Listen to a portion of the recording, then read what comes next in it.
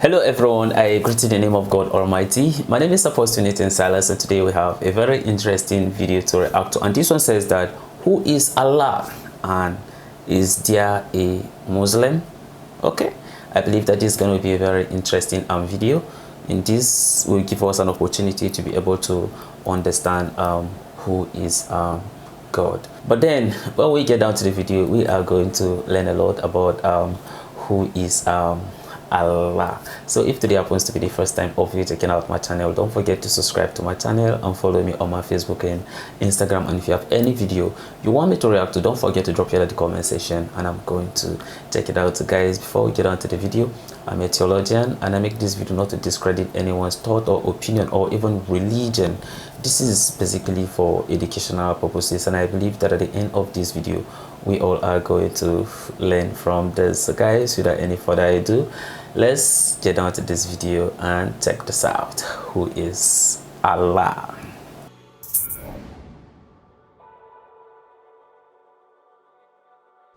Hello and welcome back to For All Humans. Today we ask the controversial question, who is Allah? Is he solely the Muslim God?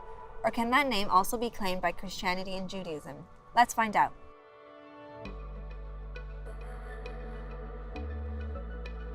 Monotheism translates as belief in one God, and this term identifies a form of belief which is commonly contrasted with beliefs in many gods or a mixture of gods, spirits, and other entities. Judaism, Christianity, and Islam are all monotheistic traditions, but these are not the only traditions that revere a single God.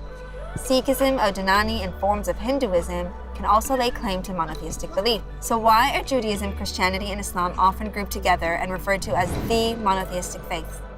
Much of this is rooted in shared narratives that are woven throughout the respective holy texts of the Torah, Bible, and Quran, alongside a shared belief in prophethood and divine revelation. In fact, all of these three religions called the Abrahamic faiths believe Abraham to be their first prophet. Judaism, the oldest of the three monotheistic faiths, first arose roughly 3,500 years ago. While the available historical records show an initial diffusion of different beliefs, it coalesced around the core understanding that God, a singular, all-powerful entity, made a covenant with Abraham. And following oppression under the Egyptian pharaoh, this singular God renewed the covenant with Moses, who eventually led the Jews out of slavery and into the Promised Land. The Ten Commandments were revealed to Moses, and the Torah set the precedent for Jews to follow teachings that were reinforced and added to by a tradition of prophets and holy men that stretched through generations. And as for Christianity, as a distinct religious tradition, it branched off Judaism based on the life and teachings of Jesus of Nazareth, a Jewish preacher born and raised in Palestine around 5 AD.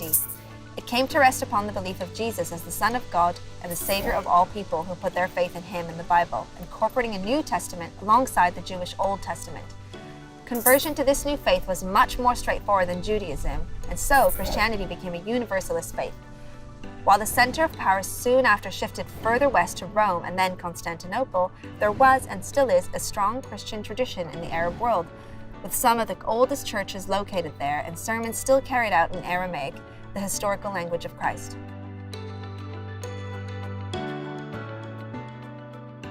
Comparatively, Islam is the youngest of the three faiths, dating back to about 610 AD. The Prophet Muhammad preached revelations from God that were revealed through the angel Jibreel.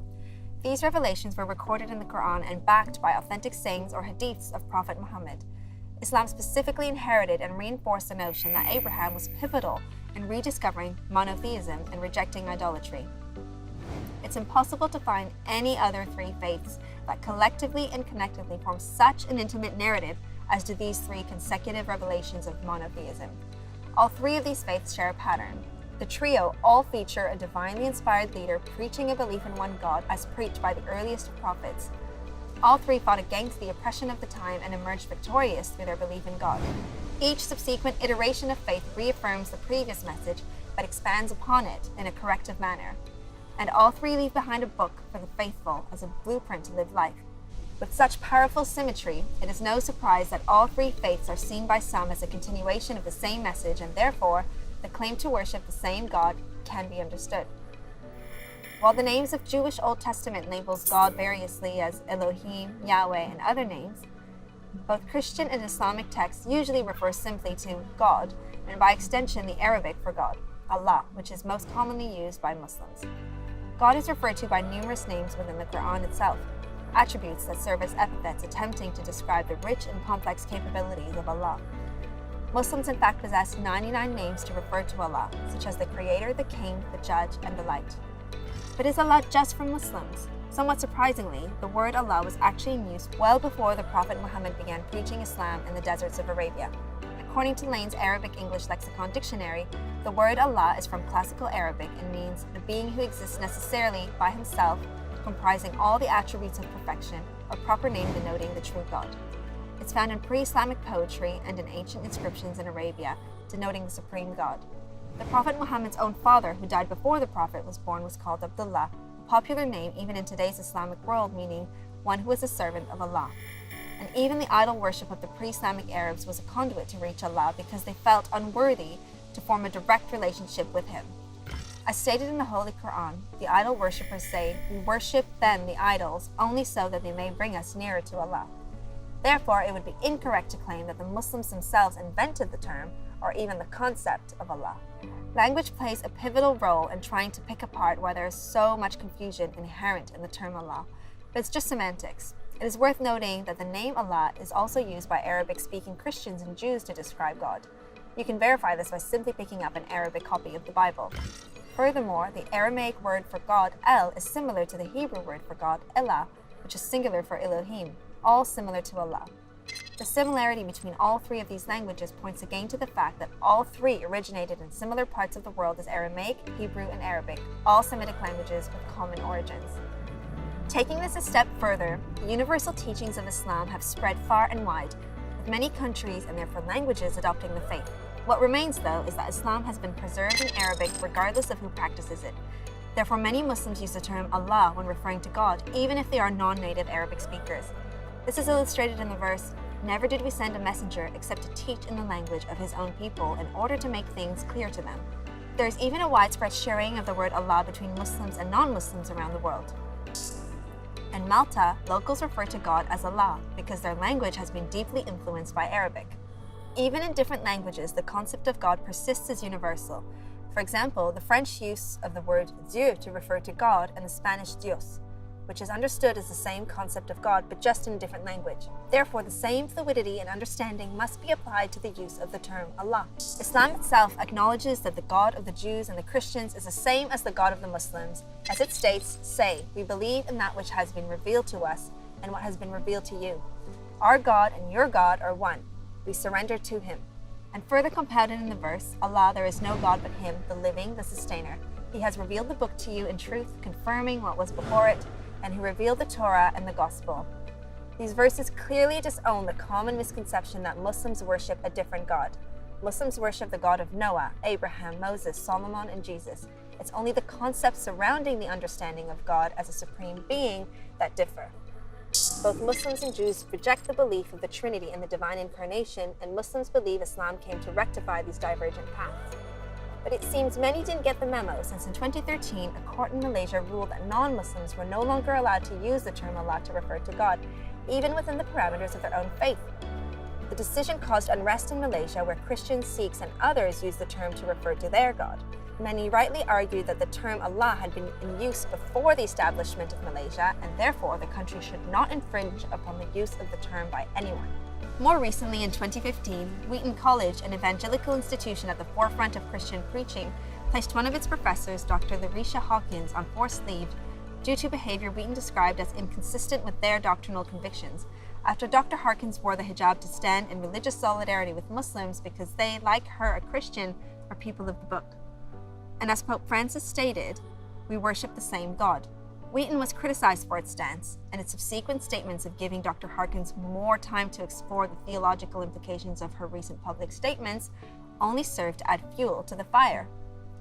Wheaton's actions placed the already strained Christian-Muslim relations under further stress.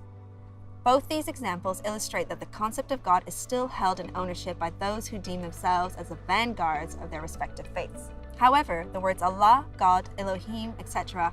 are all popular vernacular and are interchangeable. The ultimate question for a believing Muslim will revolve around the understanding of the concept of God without any partners or dilutions, misunderstandings, or misconceptions.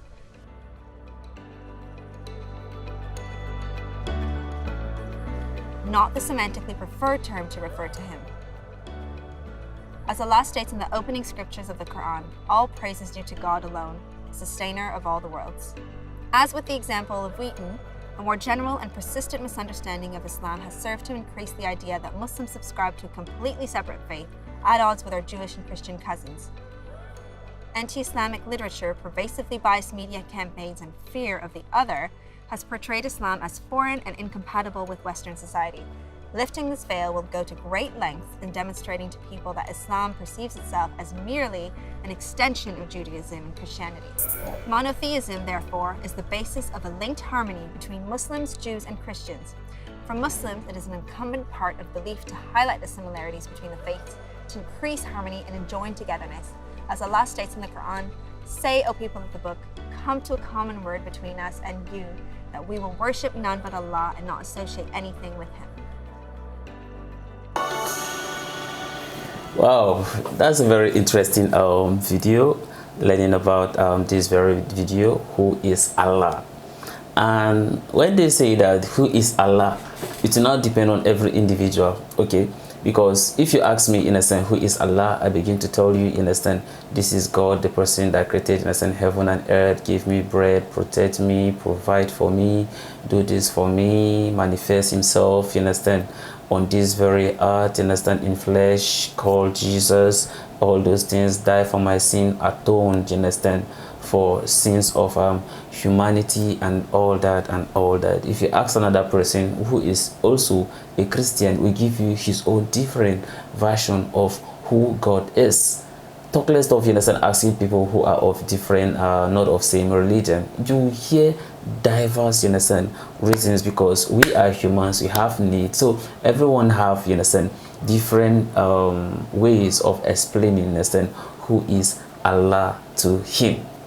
So it's just like the same question as asking and says that who is God. Same thing in English. In Arabic, who is Allah? The Allah we know, you understand, in God, you understand, in Arabic, right? So everyone have his own reasons. But then this video went on to talks about, you understand, the similarities, you understand, in Judaism, Christianity, and then also Muslim.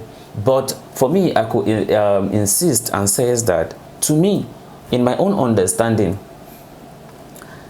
both the Jew, Christians, Muslim, all worship one God and all worship the same God, but they just have a different understanding about God. That's just it. And that's the reason why I'm saying that if you ask even a Christian and say, who is Allah? You tell you Allah is this, Allah is this, Allah is that, Allah is that. Same thing is also applicable to the Muslim. If you ask, they'll tell you Allah is this, Allah is this. Same thing with the Judaism. Same thing they are going to tell you. They will tell you Allah is this, but then at the end of the day, in conclusion, we just worship one God. And all, you understand, I can say is that let's not just try to overdo things. As for insult, it's normal for me to receive it, in a sense, in this video. I know a lot of you insult me, both the Christian, both the Muslim, and I don't even delete them. I don't even delete them. They are all there. Sometimes, you know, some people are like, oh, why don't you hide them? I'm not hiding anything. If you have a mind to come and sit in the public and leave it at the public sphere, if we insult, what difference does it make? Does it remove anything in my body? No, it's not removing anything, in a sense, in my body. But one thing I could just tell you is that whether you're a Christian, you're a Muslim, you're a Jew, we all worship the same God, one God. Just that we have different understanding about who God is, and that is what that causes all these differences. People do some certain things and then thinking that, I don't just know what they think, but then I could tell you that we are all worship the same God. And I also want to hear your thought and opinion, because a lot of you all of us watch this video together, and all of us, in a sense, will have different opinions, in a sense, about it. So let me see yours at the comment section, and may God bless you as you do so. Bye bye.